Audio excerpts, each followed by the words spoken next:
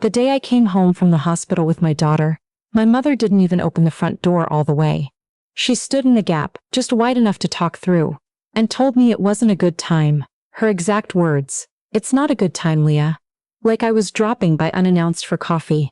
Like I hadn't just called her from the maternity ward at St. Michael's 3 days earlier, crying so hard I could barely get the words out. I was 31 years old, standing on my parents' porch in Mississauga in the middle of February, with a 4-day-old baby strapped to my chest, and a diaper bag over one shoulder that I could barely lift because my C-section stitches hadn't healed properly yet. The snow was coming down sideways. I hadn't slept more than 2 hours in a row since the birth, and my mother was telling me it wasn't a good time. My father appeared behind her. He looked at me, then looked away. That was somehow worse than anything she said. I stood there for a moment, I don't even know how long, and then I turned around and walked back to my car. I buckled my daughter into her car seat with shaking hands and sat in the driver's seat for a long time before I trusted myself to drive. I didn't know then that everything was about to fall apart.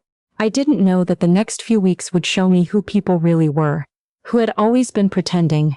And I had no idea that the one person who would actually show up for me was someone the rest of the family had spent years writing off. Let me go back to the beginning, because none of this makes sense without it. My name is Leah. I grew up in a suburb west of Toronto, middle child of 3, the one nobody ever worried about because I always figured things out. That was sort of my role.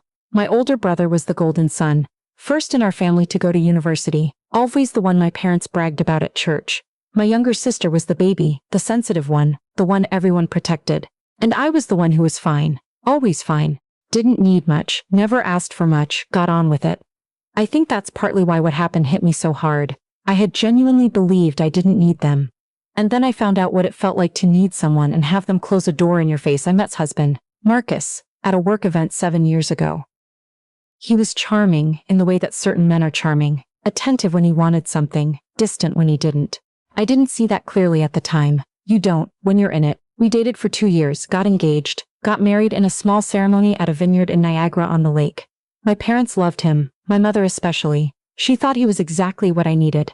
Steady, ambitious, good with money. She said that last part a lot. Marcus is so good with money, Leah. You're lucky. We bought a semi-detached in Oakville. We talked about having kids. Life felt like it was moving in the right direction, even if some things felt off in ways I couldn't quite name yet. The pregnancy wasn't planned, but we weren't unhappy about it. Or at least I wasn't. Marcus seemed fine at first, excited at the ultrasound, attentive in that same calculated way. But somewhere around the 5th month, things started to shift. He worked later. He picked fights over small things. He started making comments about money that confused me. We had 2 good incomes, a manageable mortgage, no real debt beyond the car payments. There was no reason to be worried. But he kept circling back to it. How expensive a baby would be. How we'd have to adjust our lifestyle. How he hoped I wasn't planning to take the full year of mat leave. I took it as stress. Lots of couples go through this before a first baby. I told myself that. Then, 3 weeks before my due date, I was in a car accident on the QEW. It was a Thursday afternoon in November, raining hard, the kind of rain that makes the highway feel like a different country. I was coming back from a prenatal appointment in Burlington. A transport truck clipped the back of my car on the merge, and I spun across 2 lanes before hitting the concrete barrier. The airbag went off. My glasses were somewhere in the back seat. I sat there with my hands shaking on the steering wheel, unable to do anything for what felt like a very long time, while cars passed me on both sides. The baby was okay. I was okay physically, some bruising, mild whiplash, nothing broken. But the doctors wanted to monitor me, and because of some concerning changes in my blood pressure readings, they decided to induce me 2 weeks early. My daughter was born on a Sunday morning. She was small but healthy. The nurses called her a fighter. Marcus came to the hospital. He sat in the chair by the window for most of it, scrolling on his phone. He held the baby for maybe 20 minutes total across 3 days. When I told him I was scared about going home. The apartment felt too small. Suddenly, I wasn't sure I could manage the stairs with the stitches. He said I'd be fine. He had a work thing that week. Important meetings. He'd try to be back by Thursday. He left on Monday morning. I called my mother that afternoon. I told her I needed help, just for a few days, just until I could move around better and get into a routine. I told her about the stitches, about the pain, about how the baby cried constantly and I couldn't figure out why. My mother listened without saying much. Then she said she'd talk to my father and call me back. She called back 2 hours later and said it wasn't a good time. My father's back had been acting up. The guest room had boxes in it, they were busy. I said, I just need a few days, Mum. She said, you'll be fine, Leah, you always figure things out. That was the moment I understood that I had been wrong about my family for my entire life. I had thought their confidence in me was love. I was only now realizing it was convenience. I discharged myself the next morning against the nurse's mild protests, packed the baby into the car, and drove to my parents' house, because I didn't know where else to go. And that's when my mother opened the door 2 inches and told me it wasn't a good time. I drove around for a while after that. I didn't have a plan. The baby was asleep in the car seat, making those small sounds that newborns make, and I kept checking the mirror every 30 seconds even though I knew she was fine. I ended up parked outside a Tim Hortons on Huron, Ontario, hands on the steering wheel, trying to figure out what to do next. My phone rang. The caller ID said Uncle Gerald. I almost didn't pick up. Uncle Gerald, my grandfather's younger brother, which made him my great-uncle. Technically, though nobody ever said great-uncle, he was just Uncle Gerald, was 81 years old and lived alone in a house in Hamilton that he had bought in 1974 and refused to leave despite everyone's suggestions that he should. He was the family eccentric, the one people rolled their eyes at. He had strong opinions about things nobody else cared about. He called the landline instead of texting, and he had a habit of showing up at family events and saying exactly what he thought, which made holiday dinners complicated. I picked up. He said, I heard you had the baby. How are you doing? I don't know why that question broke me when nothing else had. Maybe because it was the first time in 4 days anyone had asked about me instead of the baby, or instead of nothing at all. I started crying in a Tim Hortons parking lot in Mississauga, and I couldn't stop. Uncle Gerald listened. He didn't say it would be okay. He didn't tell me I was strong or that I'd figure it out. He just listened until I ran out of words, and then he said, come to Hamilton. I have a spare room. Come tonight. I said, Uncle Gerald, I have a newborn baby. He said, I know, I have a house. Come tonight. I went. His house was the kind of old that felt settled rather than neglected. Hardwood floors worn smooth, radiator heat that clicked and hissed through the night. A kitchen that smelled permanently of coffee and something with cinnamon. He had set up the spare room with a crib he'd borrowed from a neighbor without telling me, and he'd bought diapers and wipes and a tin of formula even though I was trying to breastfeed, because as he put it, it's good to have backup. It was the most practical, unsentimental act of love I had ever received. The first night I slept in 4-hour stretches, the first time in a week. Uncle Gerald didn't have a lot of money, but he had his pension, his savings, and a house that was paid off decades ago. He'd been a machinist his whole working life, careful and precise, and he'd been careful and precise with his finances too. He didn't talk about it much. The family had a general sense that he was comfortable, but nobody paid much attention to what that actually meant. What I didn't know, what none of us knew, was that my grandmother, who had passed away 4 years earlier, had left behind a registered account in my name. Not a large amount by Bay Street standards, but significant, somewhere in the range of $60,000, in a TFSA that had been growing quietly for years. Grandma had set it up when I was a teenager, something about wanting to make sure the one who never asked for anything would have something when she needed it. She'd told Uncle Gerald, and nobody else. Uncle Gerald hadn't said anything because nobody had asked, and because he figured Grandma had her reasons for keeping it quiet, and because, as he put it later, I was waiting to see what kind of people they'd all show up as. He was 81 years old, and apparently he'd been watching. About 2 weeks after I arrived in Hamilton, things started to get strange. Marcus called 3 times in one day, more than he'd called total in the week since I left. He wanted to know where I was. I told him Hamilton. He wanted to know why. I told him I was staying with family. He got quiet in a way that felt like calculation rather than hurt, and then he started talking about the apartment, about finances, about how we needed to sit down and sort through some things before my maternity leave payments started coming through. Then my mother called.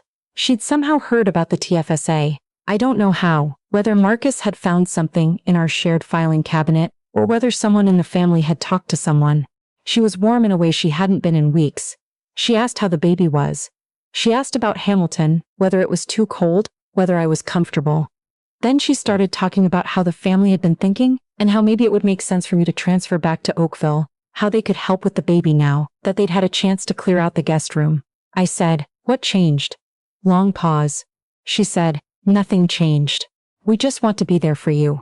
I had been staying with Uncle Gerald for 16 days at that point. In 16 days, not one of them, not my mother, not my father, not Marcus, not my brother, had driven 45 minutes down the 403 to see me or the baby. Not once. And now suddenly everyone wanted to be involved. I talked to Uncle Gerald that night after the baby fell asleep. I told him about the calls. He sat in his kitchen chair and looked at the table for a while. And then he told me about the TFSA. He told me Grandma had set it up. He told me he thought I should know, because he had a feeling other people were starting to figure it out. I felt a lot of things in that moment. Gratitude, first, and then a kind of grief for my grandmother, who had seen something in me that my own parents hadn't, who had done something, quietly and carefully, to protect me. And then, slowly, a cold clarity. The accident on the QEW. Marcus's strange comments about money in the months before, the way he'd been so detached in the hospital, the speed with which he'd left for his work thing.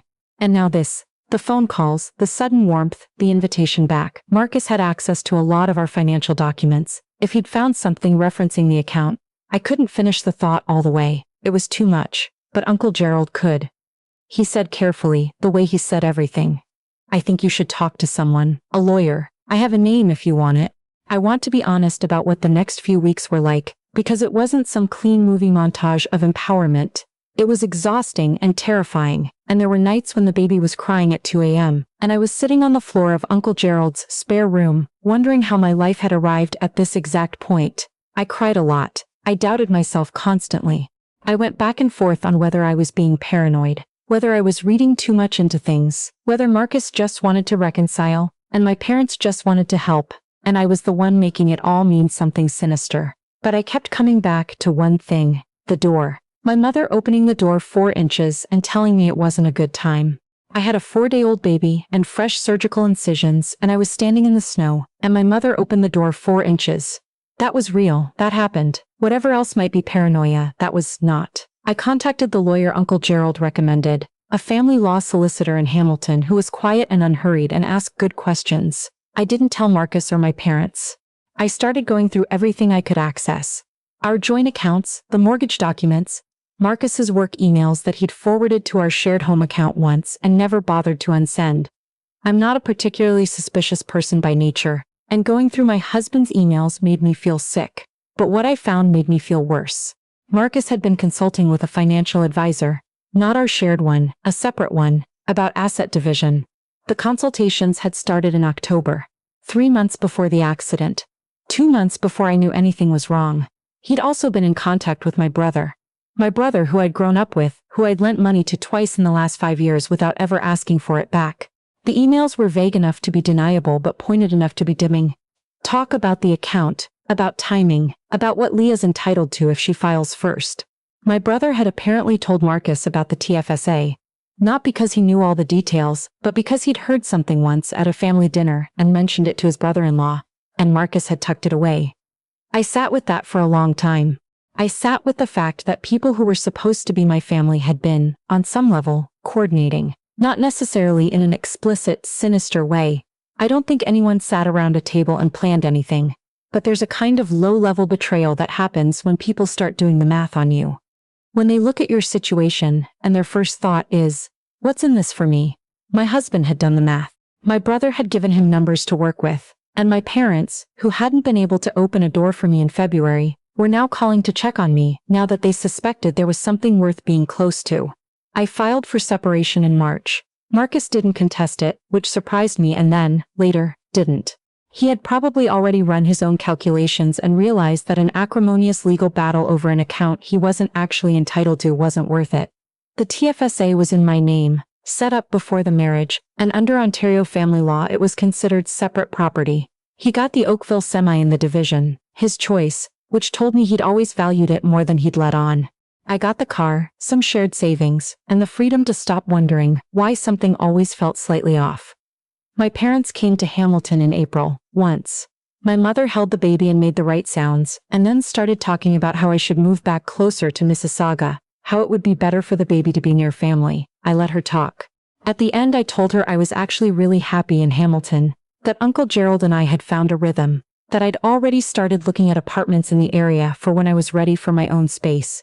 She looked genuinely puzzled, like she'd been so sure I'd come back that she hadn't prepared a response to this possibility. My father didn't say much that visit. He's not a man who says much. But as they were leaving, standing in Uncle Gerald's front hallway with their coats on, he turned to me and said, "We should have opened the door, just that, nothing else." I didn't say anything back. There wasn't anything to say.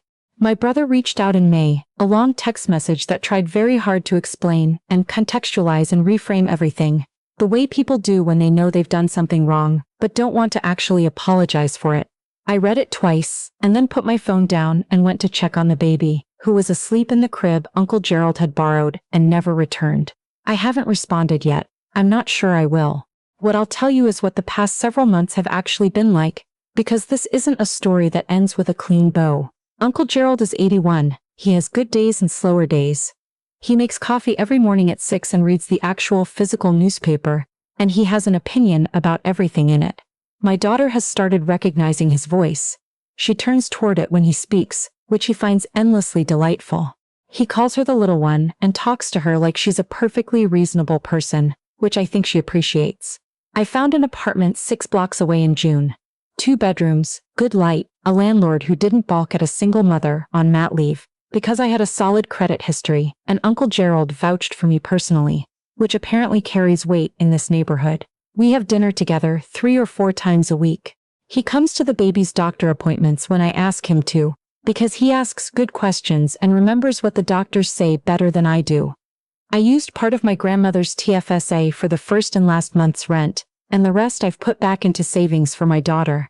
Grandma set it up for me when I was a teenager because she wanted me to have something when I needed it. I want to do the same for her great-great-granddaughter. It felt like the right thing. I've thought a lot about what I would have done differently. Mostly I come back to this. I would have asked for help sooner, not from the people who eventually proved they couldn't give it, but from the one person who turned out to have a spare room and a borrowed crib and no agenda at all. I wasted so much energy trying to prove to people that I was fine, that I didn't need much, that I always figured things out. What I know now is that needing help isn't the same as being weak. And the people who make you feel like it is, the ones who only show up when they've done the math and decided it's worth their while, those are not your family. Your family is whoever opens the door.